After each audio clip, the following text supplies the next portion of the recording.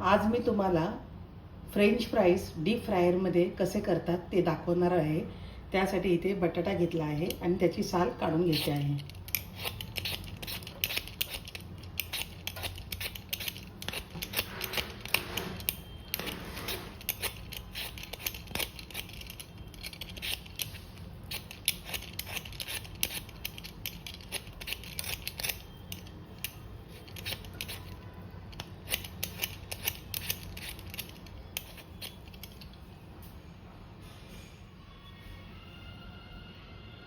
बटाटा मी साल काढून घेतलेला आहे आणि तो कसा कापायचा ते दाखवत आहे।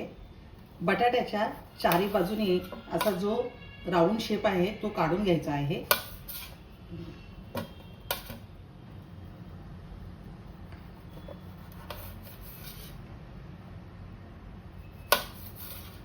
हा असा भाग कापून घ्यायचा आहे। याचे मधोमध असा भाग कापून घ्यायचा आहे आणि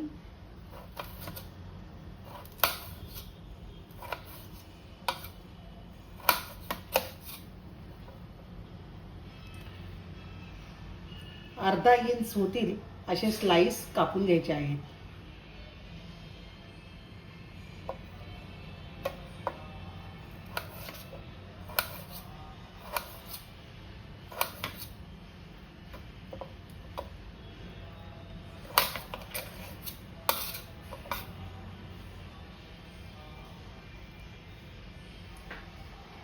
अशा प्रकारे बटाटे कापून घ्यायचे आहेत। इथे मी साधं पाणी घेतलेलं आहे आणि याच्यामध्ये हे कापलेले फ्रेंच फ्राईज टाकत आहे।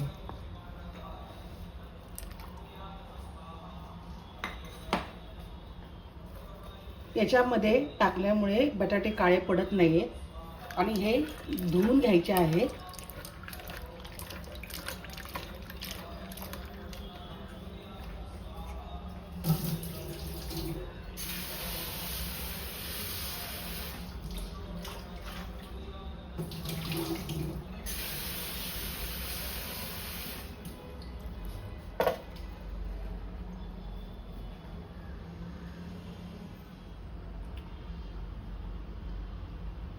हे बटाटे मी स्वच्छ धुवून घेतलेले आहेत आणि पाण्यातच ठेवलेले आहेत।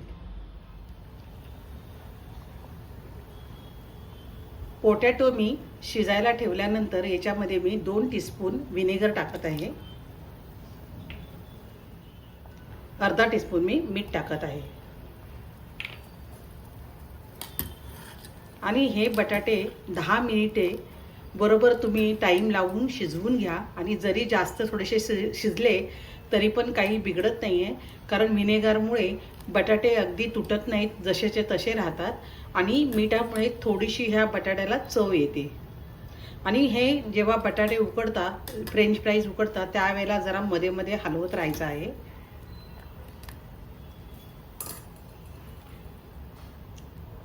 हे मी 10 मिनिटे आता शिजवून घेणार आहे। हे फ्रेंच फ्राईज मध्ये मध्ये असं हलवत राहायचं आहे।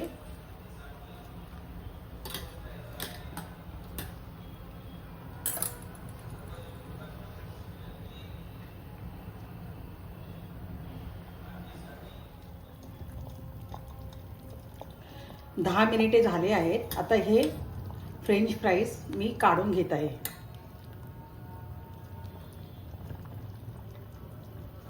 इथे मी एक चाळण घेतली आहे आणि ह्याच्यावर टाकून घ्यायचे आहेत, पसरून घ्यायचे आहेत।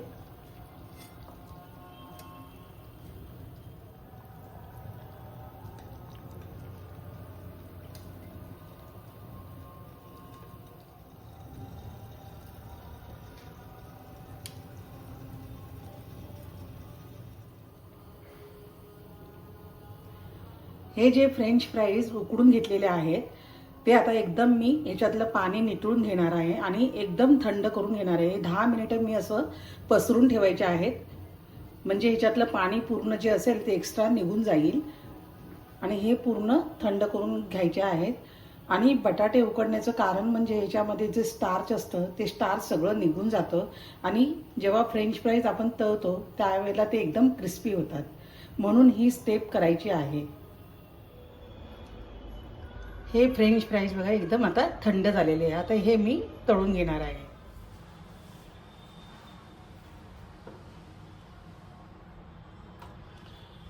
फ्रेंच फ्राईज तळण्यासाठी इथे मी डीप फ्रायर घेतलेला आहे आणि आता हे 190 डिग्रीवर आता मी हे तेल तापवून घेणार आहे. तेल एकदम गरम करून घ्यायचं आहे.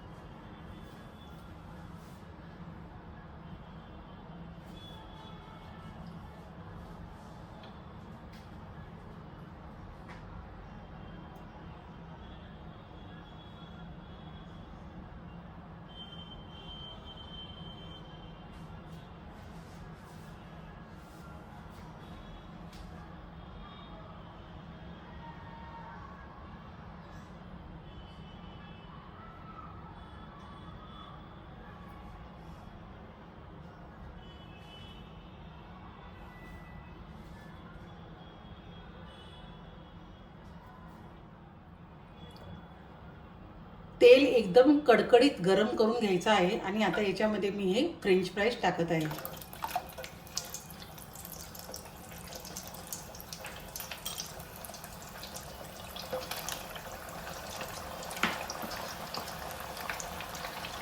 आणि हे फक्त 1 मिनिट मोठ्या गॅसवर तळून घ्यायचं आहे.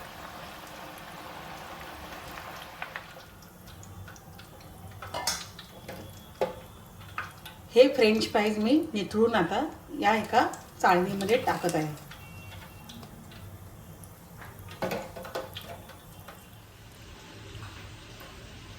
हे फ्रेंच फ्राईज मी आता थंड होऊ देणार आहे. 10 मिनिटं मी असं त्याला थंड करून घेणार आहे आणि त्याच्यानंतर परत मी फ्राय करून घेणार आहे.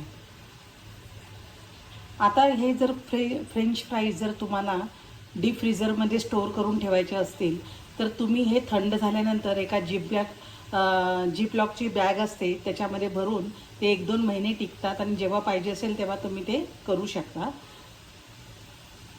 आता हे थंड झाल्यानंतर मी तळून घेणार आहे. आता मी डीप फ्रायर लो फ्लेमवर मी करत आहे. आता इथे मी 130 डिग्रीवर लावत आहे आणि याच्यामध्ये आता एक थंड झालेले फ्रेंच फ्राईज परत मी तळून घेत आहे. आणि हे स्लो गॅसवर म्हणजे स्लो डिग्रीवरच तळून घ्यायचे आहे.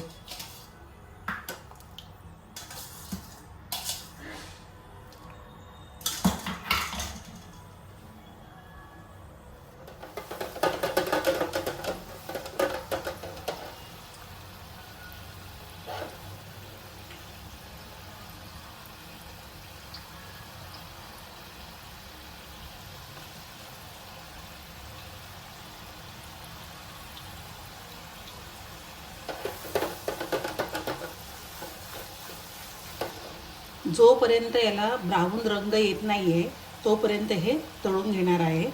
आणि हे स्लो डिग्रीवर तळल्यामुळे हे एकदम क्रिस्पी होतात आणि टेस्टीसुद्धा लागतात.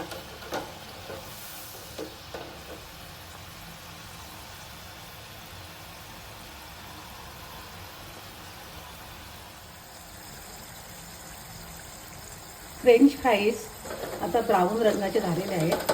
आता मी हे बंद करत आहे.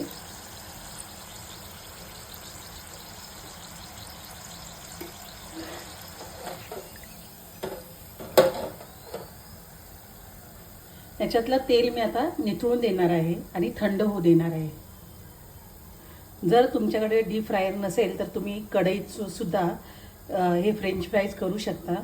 फक्त कढईमध्ये जेव्हा तुम्ही तेल टाकाल तर एकदम धूर येईपर्यंत तुम्ही ते तेल गरम करा आणि 1 मिनिट त्याच्यामध्ये फ्रेंच फ्राय तळून घ्यायचे आहेत आणि नंतर ते थंड करून स्लो फ्लेमवर मग तुम्ही परत हे 5 ते 10 मिनिटं तळून घ्यायचे आहे जोपर्यंत ह्याला ब्राऊन रंग येत नाही तोपर्यंत. तेल पूर्ण निथळलं आहे आणि आता मी याच्यामध्ये एका प्लेटमध्ये काढत आहे.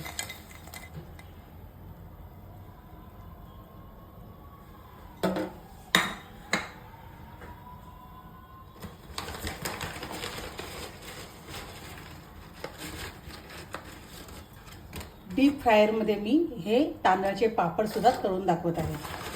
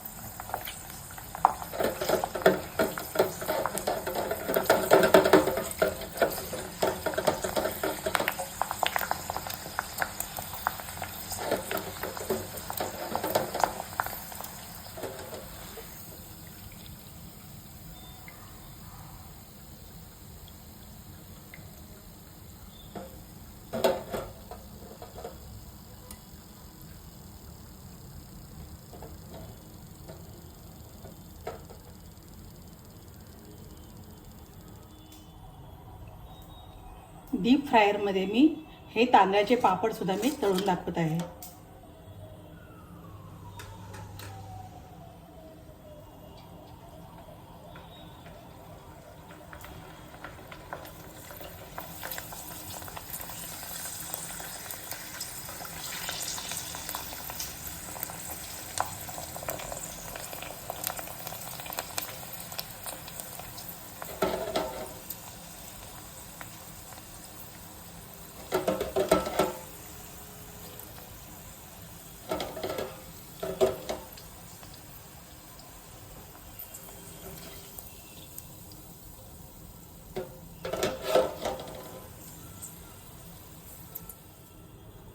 डीप फ्रायरमध्ये मी हे पापड आता तुम्हाला तळून दाखवत आहे.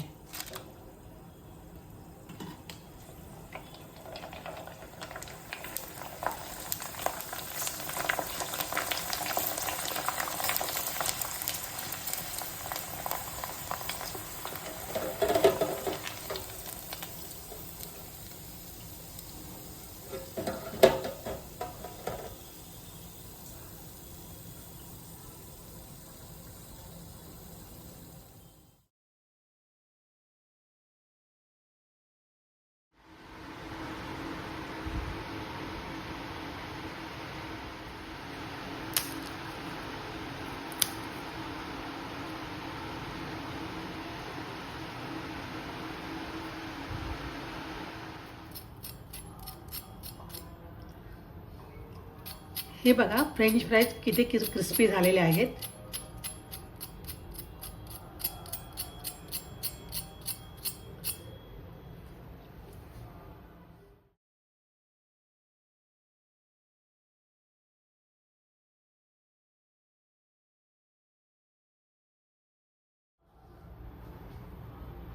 फ्रेंच फ्राईज मी 2 वाट्यांमध्ये काढून घेतलेले आहे. एकामध्ये सॉल्टी फ्रेंच फ्राईज करणार आहे, त्यासाठी थोडंसं मीठ मी घेतलेलं आहे आणि थोडंसं याच्यात टाकत आहे आणि हे मिक्स करून घ्यायचं आहे.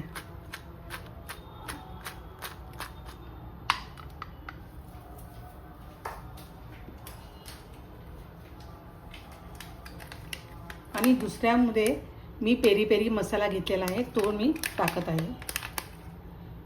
इथे मी अर्धा टीस्पून पेरी पेरी मसाला घेतलेला आहे, तो टाकत आहे.